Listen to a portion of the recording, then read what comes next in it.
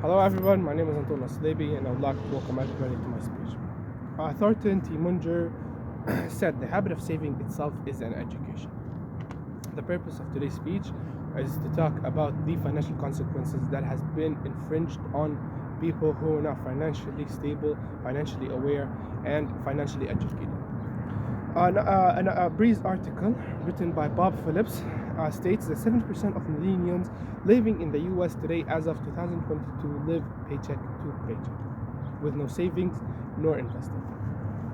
During today's speech, I'll be talking about the financial consequences such as people losing their jobs, unemployment rates, people going into debt to get themselves out of the problems that they are currently in, and then I will move on to talk about people with monthly budgets, people with emergency funds, people with investing accounts, how they were not an object of these consequences as others who were financially illiterate. To start things off, I will be talking about some of the financial consequences that COVID-19 had upon people. Firstly, I will be talking about the unemployment rate. Unemployment rose drastically during COVID-19, and as a Pew Research article states that unemployment rose from 3% before the pandemic to 13% after the pandemic, which is a lot.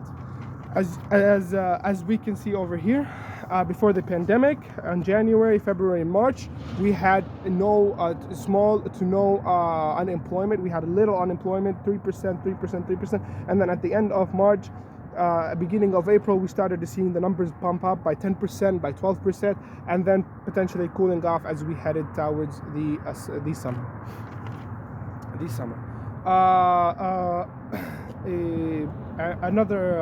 I would like to mention that the unemployment rate for women was higher than that of men. The women, it is said to be 14%, approximately 14%. On the other hand, men were said to be 11% unemployed. My family was subject to that consequences as well.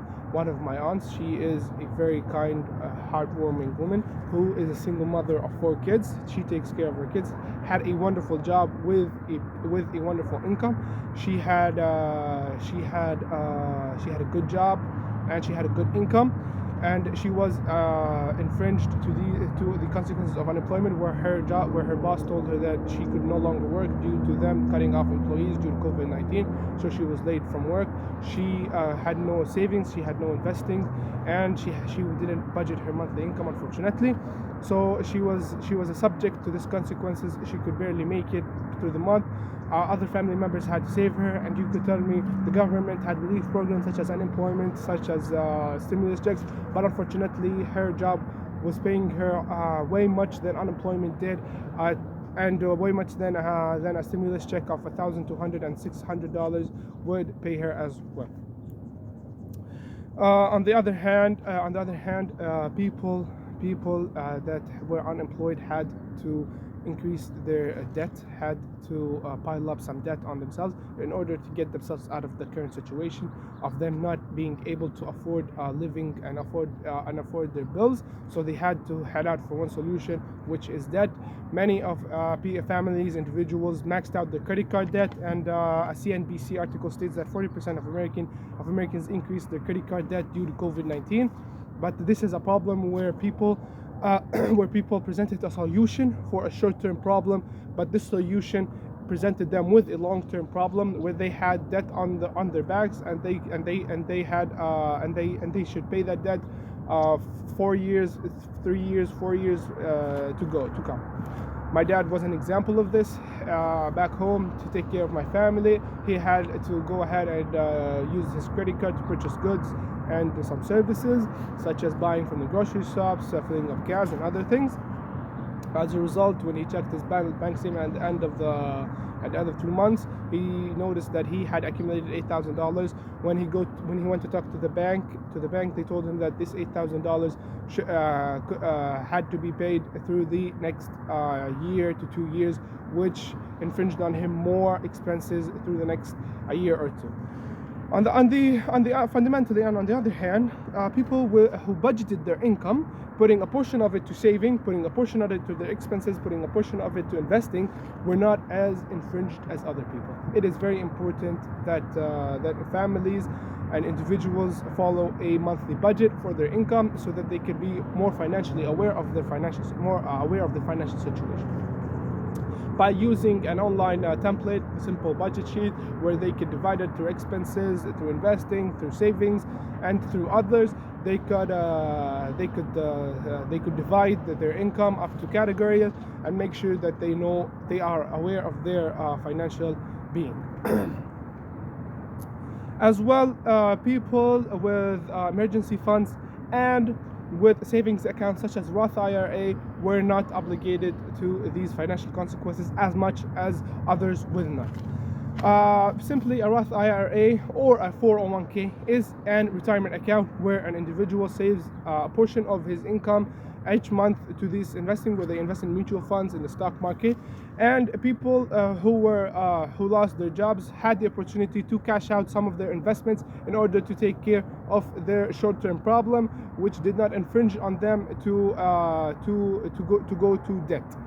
And on the other hand, people with emergency funds were not infringed to this problem as well. And Wells Fargo article states that the size of your emergency fund will vary depending on your lifestyle, monthly cost, income, but on the other hand, their rule of thumb is to put away at least 3 to 6 months worth of expenses away into a high yield savings account. In my personal experience during COVID-19, at the beginning of COVID-19, late March, early April, my laptop broke. I was a college student and we had to go through online learning. But on the other hand, I found out that my laptop doesn't work. And my dad couldn't afford to buy me a new laptop. I had some money saved in a high yield savings account for an emergency fund if anything happened. I took a portion of this money and used it toward a laptop, and I could continue my semester without panicking. And I presented a good solution for a short-term problem instead of going out and putting debt on myself to pay out further onto my life. I would like to conclude my speech stating that indeed times of crisis comes and goes, but what is most importantly is us to be willing and to be able to continue and to push ourselves, and to take care of our families, members, and our loved ones.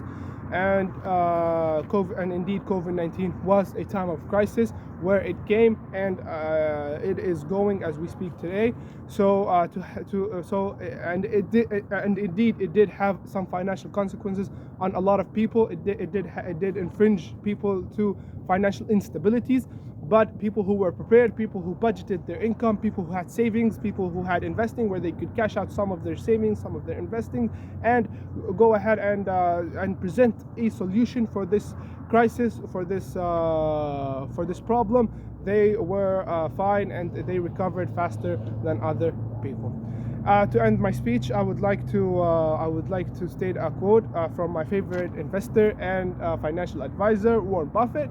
Warren Buffett says, "Do not save what is left after spending, but spend what is left after saving." I would like to thank all of you guys. I wish you all a good day. Have a wonderful day, and thank you.